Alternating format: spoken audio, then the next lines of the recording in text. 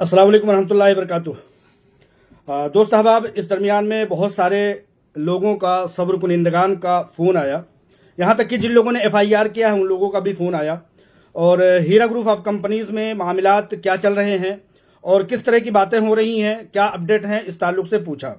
लेकिन चूंकि इस दरमियान में सरमाई जो है छुट्टियां हैं, सर्दियों की छुट्टियां चल रही हैं, सुप्रीम कोर्ट ऑफ इंडिया और तमाम तरह की एक्टिविटीज़ जो है वो बंद हैं या तो छुट्टियों पर हैं, इसलिए बहुत सारी अपडेट कोई निकल करके नहीं आई।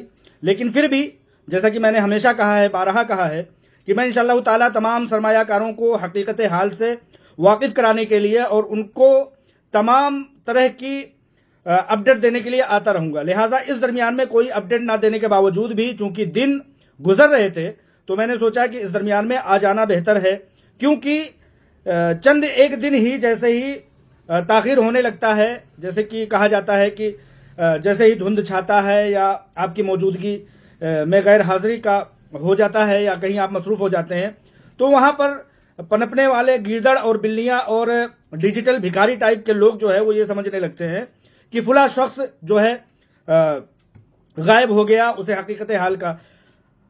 सबसे बेहतर बात यह है कि हकीकत हाल हर किसी को मालूम है, इसीलिए हर शख्स अपनी तमाम तर परेशानियों के बावजूद 2 साल, 4 साल, 5 साल, 6-7 साल तक सब्र करता हुआ आया है। लेकिन उसके बावजूद तमाम बड़े वक्त में सब्र करने के बावजूद भी लोगों के बहकाने और तमाम जमीन माफियाओं के वरगलाने की वजह से, तमाम हरकारों के कहने की वजह से वो FIR भी कर ले रहे हैं। लिहाजा मैंने बताया कि FIR कुनिंदगान का भी मेरे पास फोन आ रहा है, जिनसे कहना मेरा यही है कि अब आपने FIR करके देख लिया तो अब हमारे पास फोन करने का क्या मतलब है, क्योंकि मैं एक सब्र करने वाला सरमायाकार हूं और ज्यादातर हीरा ग्रुप ऑफ कंपनीज की हक्कानियत के बारे में बताता हूं, माजी जो गुज़िश्ता में गुजर चुके हैं अहवाल उस ताल्लुक से बताता हूं, तो मुझे सारी बातें ये पता लगती हैं कि हीरा ग्रुप ऑफ कंपनीज सताई गई, उस पर साजिश किया गया, उस पर जो है यलगार किया गया, एक मामला है, उसके अलावा कुछ नहीं है। हीरा group of companies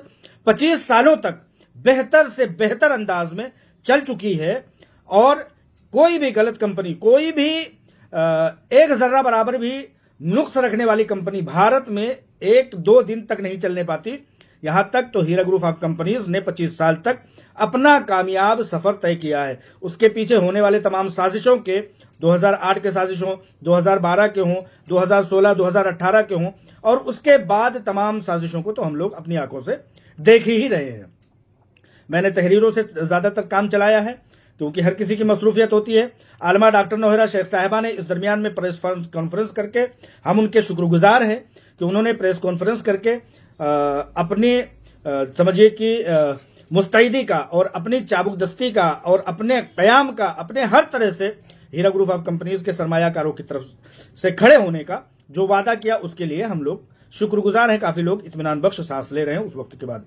आलमा doctor Nauhra Sheikh साहिबा ने अपने प्रेस कॉन्फ्रेंस में यह बताया कि शिमोगा से ताल्लुक रखने वाले अकील और मुनीब नामी दहशत पसंद लोग उनके हीरा मार्ट में दाखिल होते हैं और 20-25 लोग उसमें कर्जा जमा के नाजायज तरीके से बैठ जाते हैं। इसकी इत्तला देते हुए उन्होंने पूरा कच्चा चिट्ठा मीडिया के सामने बताया, जो कि एक बार फिर वाज़ेह हो जाता है कि अगर सरकारी ओहदेदारान या सरकारी एजेंसियां या अदालतें अगर आपके खिलाफ नहीं निपट पा रही हैं और इन दहशत गर्दों, इन दहशत पसंदों, इस गुंडों अकील और मुनीब शिमोगा के जो छोटे छोटे कुत्ते के बच्चे हैं, उन लोगों को भी किसी कंपनी को डुबाने के लिए आना पड़ रहा है, तो इससे आप लोगों को पता लग जाना चाहिए कि कितनी बाबुनियाद और कितनी मजबूत और कितनी लीगल तरीके पर कायम रहने वाली company Heera group of companies है। मैंने कहा कि FIR कुनिंदगान का मेरे पास फोन आने का कोई मतलब नहीं। पिछले दिनों एक मोहतरमा का मेरे पास फोन आता है, वो मुझसे ये कहती हैं कि मुझे जो है सेटलमेंट करा दीजिए। बहन या माँ जो भी कह लीजिए, मैं उनसे या उन जैसे लोगों से कहना चाहता हूं कि जब आपको आपके अंधभक्तों ने, जिन पर आपने अंधी तकलीद की, जिनकी बातें मान करके आप FIR आपने किया, आप उनसे क्यों नहीं पूछते? हमसे या कंपनी से राब्ता करने का आप कौन सा मतलब रह जाता है? उनसे पूछिए जिन्होंने 2018 में FIR करवाया, 2018 से पहले उनके बाप दादाओं ने FIR किया, उनको शिकस्त फास से 2-4 होना पड़ा और अब आप लोगों को उल्टा लटका दिया है। तो आप उनसे पूछिए। आप उनसे पूछने के बजाय हमसे पूछते हैं कि आया हीरा ग्रुप ऑफ कंपनीज का मामला क्या चल रहा है।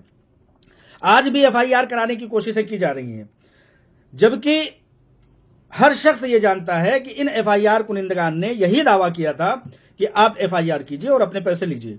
तो मैं कहना चाहता हूं कि इन अंधभक्तों के, जिनको ये समझ में आ रहा है कि एफआईआर करना चाहिए और एफआईआर में ये इतने गए गुजरे हैं कि अपने एफआईआर को कमजोर करने के लिए ये हम जैसे सहाफियों, हम जैसे सरमायाकारों का भी नाम शामिल कर रहे हैं, जो कि इनके एफआईआर को कमजोर कर रहा है। जैसा इनको समझ में आता है करने दीजिए। एफआईआर का बस ये मतलब है कि जो सरमायाकार एफआईआर करते हैं वो एजेंसी में उस फहरिस्त में जमा हो जाते हैं, उसके अलावा कोई मतलब नहीं है। मैं इस ताल्लुक से, एफआईआर करने वालों के ताल्लुक से एक छोटा सा, देखिए जिसके पास वक्त होगा वो सुनेगा। बहुत सारे लोग ये कहते हैं कि हमारे पास वक्त नहीं, हमारा वक्त ना खराब किया जाए, तो आप ये चीजें सुनाई मत कीजिए। मैं उन लोगों के लिए जो सब्र किए हुए हैं, मेरी बातों से चंद एक जी सही उनको राहत पहुंचती है, उनके लिए ये बातें रखना चाहता हूं। एफआईआर करने वालों को मद्देनजर रखते हुए मैं एक छोटा सा वाकया बताना चाहता हूं। दरमियान में एक बहुत बड़ा मामला चला था कि खुदा है या नहीं है, तो उस ताल्लुक से एक तहरीर मेरे सामने सोशल मीडिया से गुजरी, मैंने उसको पढ़ा। तो उसमें एक बहुत बड़ा प्रोफेसर होता है, वो ये कहता है कि खुदा है या नहीं है। इस ताल्लुक से मैं भी कहीं ना कहीं गश खा गया। वो शख्स कहता है कि मैं कहीं ना कहीं बहकाया गया और वर्गलाया गया, यहां तक कि उस प्रोफेसर ने बताया कि मैंने भी मान लिया कि खुदा नहीं है।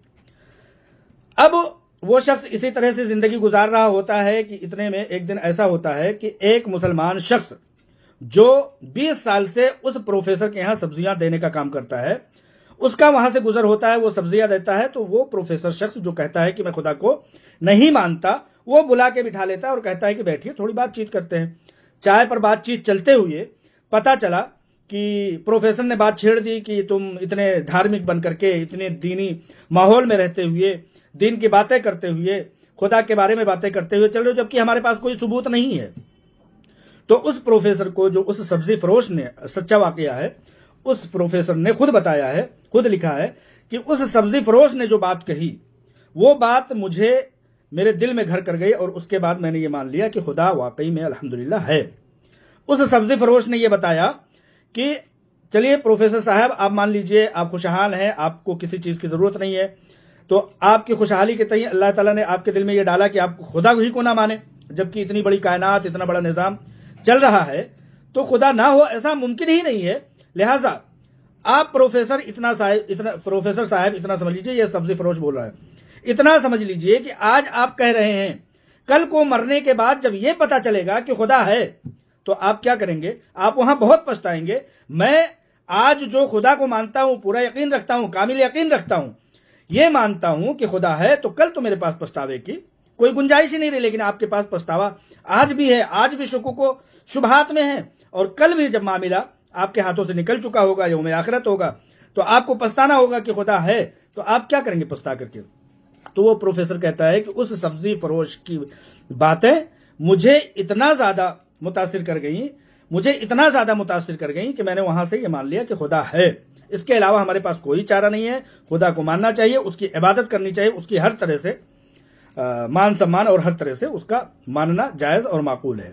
लिहाजा यहां पर भी मैं ये बताना चाहता हूं कि जो लोग किसी के भी वर्गलावे में, किसी के भी बहकावे में ये चीज मान लेते हैं कि एफआईआर करना चाहिए, हालांकि वो भी जानते हैं कि कंपनी पूरी तरह से हक है, जायज है, और पूरी तरह से कंपनी 25 साल से तक चल चुकी है।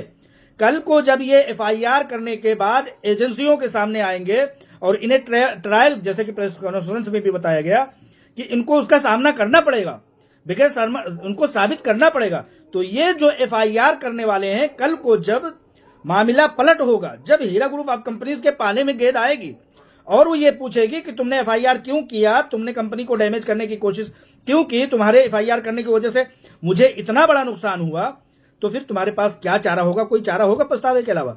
वहां तो सब्र करने वाले फिर खुशहाली में होंगे। वहां तो जो सब्र किए हुए बैठे हैं, जो कहीं ना गए हैं, जैसा कि कहा जाता है खैरुल उमूरी अवसतुहा, कि वो लोग कामयाबी पर होंगे जो कि औसत दरमियानी दर्जे पर होंगे, जो दरमियानी रास्ता अख्तियार करेंगे। दरमियानी रास्ता हीरा ग्रुप ऑफ कंपनीज के मामले में यह है कि सब्र किया जाए। तो लिहाजा जब यह पता चलेगा कि यहां पर हीरा ग्रुप ऑफ कंपनीज के साथ गलत किया गया, जमीन माफियाओं की तरफ से, किसी और दूसरी तरफ से, एजेंसियों की तरफ से, और कहीं से भी और फिर मामला हीरा ग्रुप ऑफ कंपनीज के पाले में होगा और आपसे पूछा जाएगा, तो फिर आप कहां जाएंगे? आपके पास पछतावे के अलावा कुछ नहीं होगा। आज सूरत हाल ये है कि आप एफआईआर करते हैं और मुतीउर रहमान जैसे एक छोटे से सरमायाकार के पास जाकर के पूछते हैं कि क्या है हमारे लिए रास्ता, तो अदालत हर किसी का सुनती है। अदालत हीरा ग्रुप ऑफ कंपनीज का भी सुनेगी। कल को जब हितक इज्जत कंपनी को नुकसान पहुंचाने का मामला और आपके लगाए गए इल्जाम का ट्रायल का सामना तो करना पड़ेगा ना। तो जब ये सब मामलात आपके ऊपर से, आपके दामन से, आपके ऊपर जब आकर के पहुंचेंगे तो पछतावे के अलावा कुछ नहीं होगा। खैरुल उमूरी औसतुहा, आप लोग दरमियानी रास्ता अख्तियार करें। इस बात के सबूत के लिए सबसे बड़ी मिसाल मेरे पास ये है कि एक बैरिस्टर जो कि बैरिस्ट्री का डिग्री जाकर के विदेश से हासिल करता है, वो हीरा ग्रुप ऑफ कंपनीज के सामने नहीं खड़ा हो पाता है, शिकस्त फार्श से दो चार हो जाता है, तो आप लोगों को तो इसका सामना करना ही पड़ेगा ना।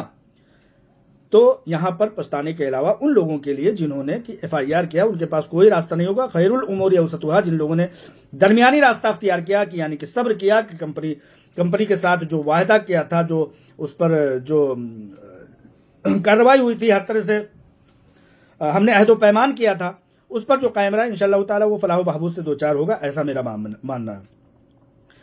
मैंने एक चीज और भी यहां नोट करानी है, एक चीज और भी ये कहना है कि बगैर किसी एजेंसी का नाम लिए हुए, बगैर किसी का कंपनी का नाम लिए हुए, बगैर किसी अदालत का नाम लिए हुए, मैं ये कहना चाहता हूं कि जब भी पीएमएलए एक्ट या पीएमएलए के तहत किसी कंपनी पर या किसी पर मामला चलता है तो सबसे पहले मामला दाखिल होते हैं, यानी कि एफआईआर होता है, मामलात होते हैं अदालत में, फिर समझिए कि ट्रायल चलता है पीएमएलए एक्ट में। लेकिन हमारे यहां हमारी कंपनी में क्या है कि एजेंसी ने मामला दाखिल किया, अदालत ने सुनवाई किया, ट्रायल हटा दिया गया, ट्रायल इस दरमियान से हटा दीजिए, यहां ऑक्शन हो गई, सीधी सी बात। तो मैं ये कहता हूं कि जब हीरा ग्रुप ऑफ कंपनीज के पाले में मामला आएगा और जब ये कहा जाएगा कि इसको सीरियल वाइज चलाया जाए, क्योंकि पहले अदालत में मामला, पहले एफआईआर, फिर अदालत में मामला, फिर ट्रायल, फिर उसके बाद जो है एजेंसियों के हाथों से अगर साबित हो जाता है तो मामले को, जमीनों को, जायदादों को नीलामी पर तब ले आया जाता है इस शुमार के मुताबिक कि पहले मुकदमा, समाअत, ट्रायल, फिर उसके बाद कहीं जाकर के इस चीज की शुरुआत होती है कि नीलामी की जाए जमीनों की। लेकिन यहां उल्टा हो रहा है, यहां मामला ये हो रहा है मुकदमा, समाअत, ट्रायल खत्म करके यहां पर सीधे जो है जमीनों की खरीदो फरोख्त हो रही, मतलब नीलामी हो रही है। तो चलिए ठीक है, ये काम यहां से उठा करके यहां कर दिया गया, इस जगह से नहीं यहां। तो इसके बाद ट्रायल होगा, ट्रायल जब होगा तो वहां पर सारी चीजें वाजे होकर के आएंगी, जिस तरह से कि एक बैरिस्टर के सामने सारी ट्रायल में वो शिकस्त-ए-फाश से दो चार होता है, यहां पर भी हीरा ग्रुप ऑफ कंपनीज का फलाह बहबूद उनका मुकद्दर होगा इंशाअल्लाह ताला। यहां पर नीलामी पहले हो गई है, ट्रायल बाद में होगी।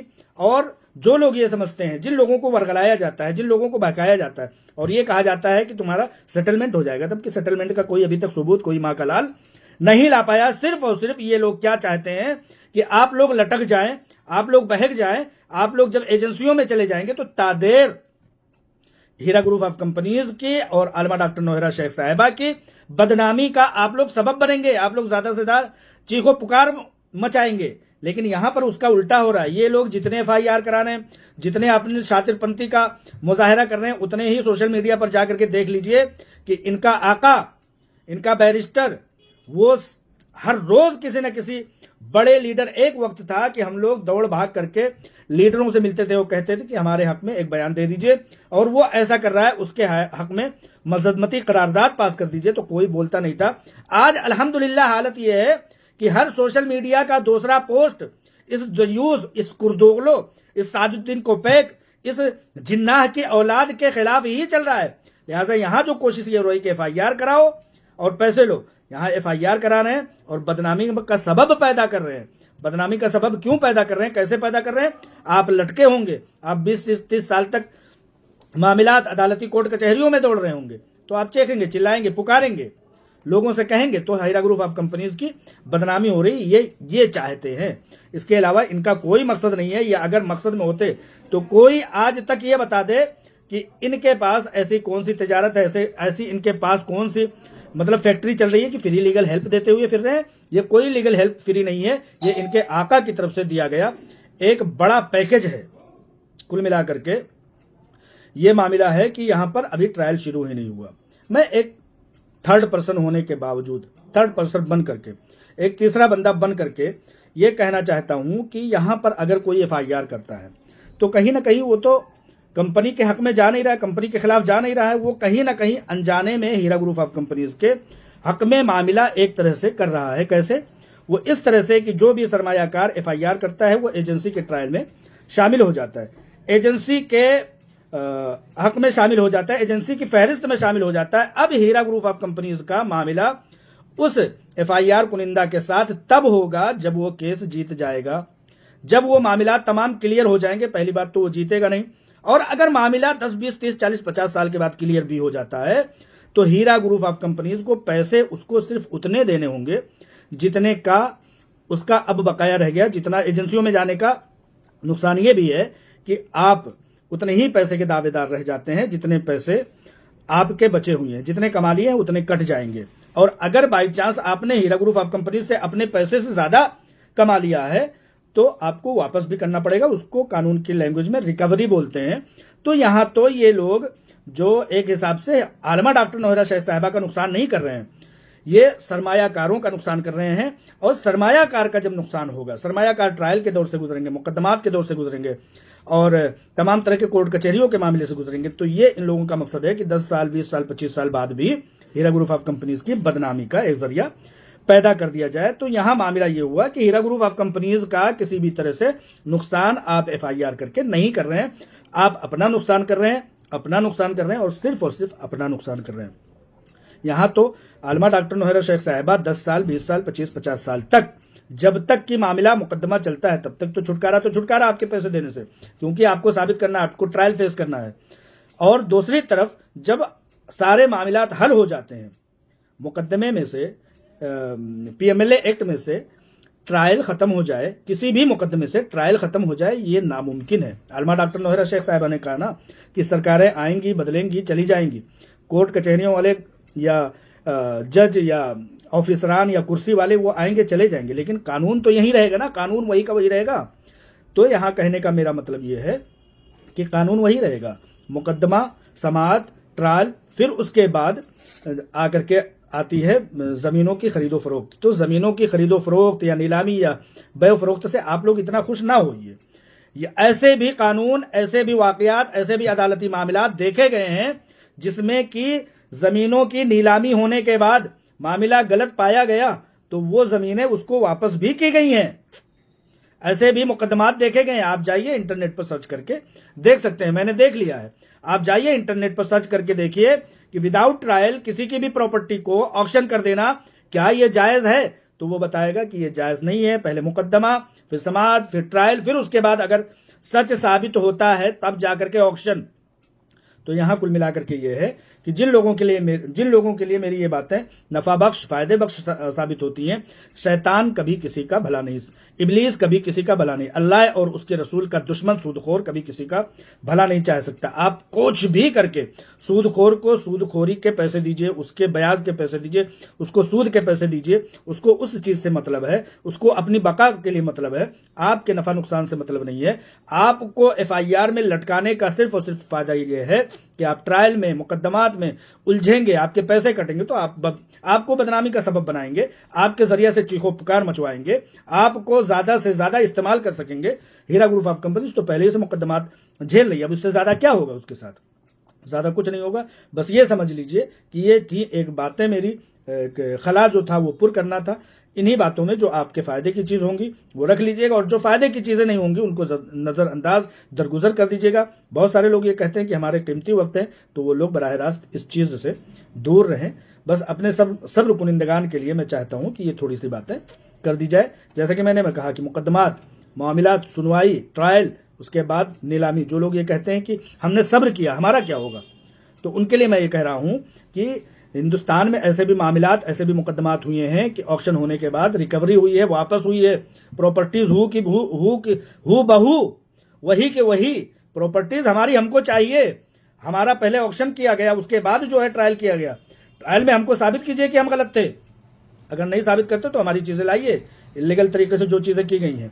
लिहाजा यहाँ पर किसी का भी नाम लेते हुए नहीं कह रहा हूँ, मैं एक पत्रकार की हैसियत से इतनी सी बात कह रहा हूँ कि अगर गलत हुआ होगा तो उसकी तसहीह होगी, अगर गलत कराया गया होगा तो वो कहीं ना कहीं शैतान, मरदूद, इबलीस और मलऊन हजरात जो हैं वो आपको इस्तेमाल करने की कोशिश कर रहे हैं। बकिया हर शख्स आज़ाद है, वो क्या करता है, सब्र करता है, FIR करता है या कुछ भी करता है, हमारा उससे कोई वो नहीं है। हम एक जर्नलिस्ट होने की हैसियत से अपने राय का इजहार कर सकते हैं। अस्सलाम वालेकुम रहमतुल्लाहि व बरकातुहू।